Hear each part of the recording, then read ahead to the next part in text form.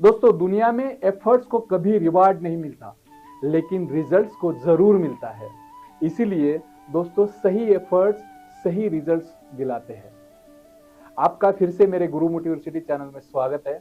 It's all about life and business. दोस्तों, आपने thumbnail पे सही पढ़ा। सेल्स को कैसे क्लोज किया जाता है, उसकी कुछ मेथड्स आज हम देखेंगे। ये मेथड्स ऑनलाइन सेल्स के लिए इस्तेमाल में नहीं ला सकते, सिर्फ ऑफलाइन सेल्स के लिए इसका इस्तेमाल किया जा सकता है। तो सीधी बात, नो बकवास, शुरू करते हैं अपने इस वीडियो को।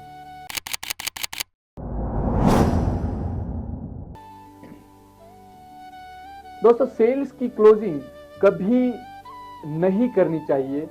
सेल्स करते समय ऐसी बातें करनी चाहिए जिससे सेल्स अपने आप क्लोज होनी चाहिए। पहली बात ध्यान में रखिएगा, चॉइसेस को लिमिट में रखना है। क्या?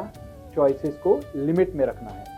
क्या होता है, जब अगर कस्टमर नया होता है तो उसे ज्यादा ऑप्शंस उसके सामने अगर हमने रख दिए तो वो कंफ्यूज हो जाता है। उसको कंफ्यूज नहीं करना है, इसीलिए लिमिटेड यानी 2 से 3 चॉइसेस रखकर उसे कन्विंस करना है। जब दोस्तों कस्टमर कंफ्यूज हो जाता है तो वो डिसीजन नहीं बना पाता है। अब दूसरी बात, कस्टमर से सही प्रश्न पूछना है।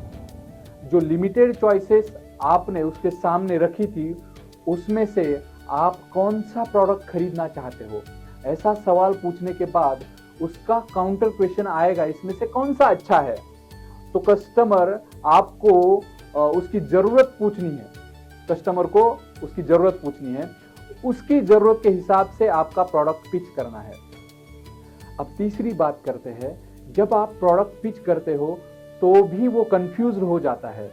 उसके इस कंफ्यूजन को दूर करने के लिए सेल्फ कन्विक्शन के साथ बोलना है कि सर, मुझ पे भरोसा रखिए और ये प्रोडक्ट ले जाइए। इस प्रोडक्ट की वारंटी है सर, और जिस प्रोडक्ट की कोई क्वालिटी नहीं होती उसकी कभी वारंटी नहीं मिलती। ऐसा जब आप कहोगे तो कस्टमर कन्विंस हो जाएगा और वो आपका प्रोडक्ट खरीदने के लिए राजी हो जाता है।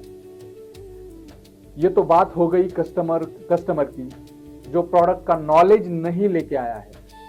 अब आजकल बहुत सारे लोग सोशल मीडिया के सहारे से पहले ही तय कर लेते हैं कि उन्हें कौन सा प्रोडक्ट खरीदना है। जब वो ऑनलाइन प्रोडक्ट देखकर खरीदने आता है तो समझ जाइए कि ये हॉट नीड है, इसे एनी हाउ कन्वर्ट करना है, क्योंकि वो कस्टमर ऑनलाइन डिलीवरी तक वेट नहीं करना चाहता है और उसे किसी भी हालत में अभी के अभी प्रोडक्ट खरीदना है। उसका एक ही ऑब्जेक्शन होता है, वो होगा उसकी कीमत के बारे में। कस्टमर की डिमांड होगी कि ऑनलाइन प्राइस में ये प्रोडक्ट को आप दे करके। आपको आपके बिजनेस को बढ़ाने के लिए आपको उस प्रोडक्ट को ऑनलाइन प्राइस में देना होगा। इसीलिए आपको इकोनॉमीज ऑफ स्केल, जिसको हम कहते हैं, उसी में आपको खेलना पड़ेगा, आपके बिजनेस को खेलना पड़ेगा। अगर हम ऐसा नहीं करेंगे तो हम धंधा नहीं कर पाएंगे और बढ़ा भी नहीं कर पाएंगे। ऑनलाइन प्राइस में देना क्यों अफोर्डेबल रहेगा? क्योंकि आपकी डिलीवरी कॉस्ट जो है वो बच जाती है और ऑनलाइन प्लेटफॉर्म का वो जो कमीशन होता है वो भी आपका सेव होता है। सेल्स क्लोजर के और एक पहलू को हम देखते हैं, जिसे हम अर्जेंसी क्लोज अप्रोच कहते हैं। इस अप्रोच में आप ये कीमत आज के लिए ही है, कल से इस प्रोडक्ट की कीमतें बढ़ने वाली है, ऐसा कहकर अर्जेंसी क्लोज अप्रोच के अनुसार आप सेल्स को क्लोज कर सकते हैं। अब बात करते हैं स्कैरसिटी क्लोज अप्रोच की। इसमें आपको थोड़ा लॉजिकल होके कस्टमर को बताना है कि इस प्रोडक्ट की डिमांड ज्यादा है और सप्लाई कम है। क्या? डिमांड ज्यादा है और सप्लाई कम है, इसीलिए इसकी कीमतें कभी भी बढ़ सकती है। ऐसा कहकर कस्टमर के मन में स्कैरसिटी पैदा करनी है। स्कैरसिटी क्लोज अप्रोच में हम फोमो क्रिएट करते हैं। क्या? फोमो क्रिएट करते हैं। इसका मतलब कस्टमर के मन में हम fear of missing out create करते हैं। कस्टमर प्रोडक्ट को खोने के डर से इसे खरीदने का डिसीजन ले लेता है। हमें अभी नहीं तो कभी नहीं, इसको ये भी कहते हैं कि ये अभी नहीं तो कभी नहीं वाला अप्रोच। इससे डील डन होती है मेरे दोस्तों। ऐसे डील को हम कुछ ऑफर या डिस्काउंट के साथ और मीठा बना सकते हैं। इस अप्रोच में 10 में से 6 कस्टमर 100% कन्वर्ट होते हैं।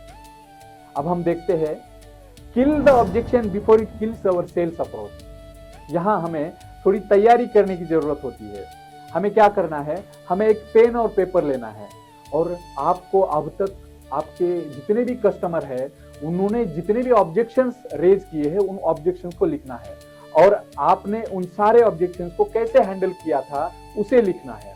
फिर आपको पता चलेगा कि ऑब्जेक्शन हैंडलिंग में क्या कमी रह गई है। फिर भी अगर आपको पता नहीं चलता है तो आप किसी कोच की हेल्प ले सकते हो। इस तरह हम कस्टमर के कॉमन ऑब्जेक्शंस को उसके जुबान से सुनने से पहले ही आप अपने ही जुबान से उसे बता के काम को हम आसान कर देते हैं। क्योंकि अगर साइकोलॉजिकली हम देखें तो सेल्समैन की आफ्टर ऑब्जेक्शंस जो होती है ना, जब हम जवाब देते हैं तो लोग हम पे कम भरोसा रखते हैं। इसीलिए ऑब्जेक्शंस आने से पहले ही उसे खत्म करना एक बेहतर और कारगर टेक्निक है। जब आप ऐसा करोगे, इस अप्रोच का इस्तेमाल करोगे तो सेल्स क्लोजर होने में बहुत आसानी हो जाती है। और एक अप्रोच है जिसे हम वैल्यू क्लोज अप्रोच कहेंगे। हम इसमें ये गारंटी नहीं है कि डील आपकी डन ही हो जाएगी। ये टेक्निक इगोइस्टिक कस्टमर पे अप्लाई नहीं करना है, इसीलिए इस अप्रोच को थोड़ा संभाल के इस्तेमाल करना पड़ेगा। जब हमारे प्रोडक्ट की वैल्यू प्रोडक्ट के प्राइस से ज्यादा होती है तभी इसे इस्तेमाल में लाया जाता है और कस्टमर इसे खरीदने के लिए ज्यादा उत्सुक रहता है, या आप कह सकते हैं कि कस्टमर ज्यादा खरीदने के लिए ज्यादा उतावला है। इस अप्रोच में कस्टमर को प्रोडक्ट तो बहुत पसंद होता है लेकिन वो प्रोडक्ट के प्राइस पर अड़ा रहता है। इसमें आप कह सकते हैं रहने दो, क्या रहने दो, हमारे इस प्रोडक्ट को बहुत सारे कस्टमर डिमांड कर रहे हैं, आप नहीं तो थोड़ी ही देर में दूसरा कोई खरीदने आएगा। तो इस रिवर्स साइकोलॉजिकल अप्रोच को आप इस्तेमाल में ला सकते हैं। इसमें आप आपके प्रोडक्ट की वैल्यू को ओवर एस्टिमेट करके बता सकते हो। दोस्तों, ये तो हो गई आज के लिए जो सेल्स क्लोजर की मेथड्स और टेक्निक्स। अब हम आगे वाले वीडियो में देखेंगे कि हमें सेल्समैन यानी प्रॉपर सेल्समैन को कैसे उसका चयन करना है, कैसे उसका सिलेक्शन करना है, उसके बारे में आने वाली वीडियो में देखेंगे। और तब तक के लिए इस चैनल को सब्सक्राइब कीजिए ताकि आपको ये नोटिफिकेशन आएगा और आप उस वीडियो को देख के अपने बिजनेस को नेक्स्ट लेवल पे पहुंचा सकते हो। Thanks a lot, thank you very much.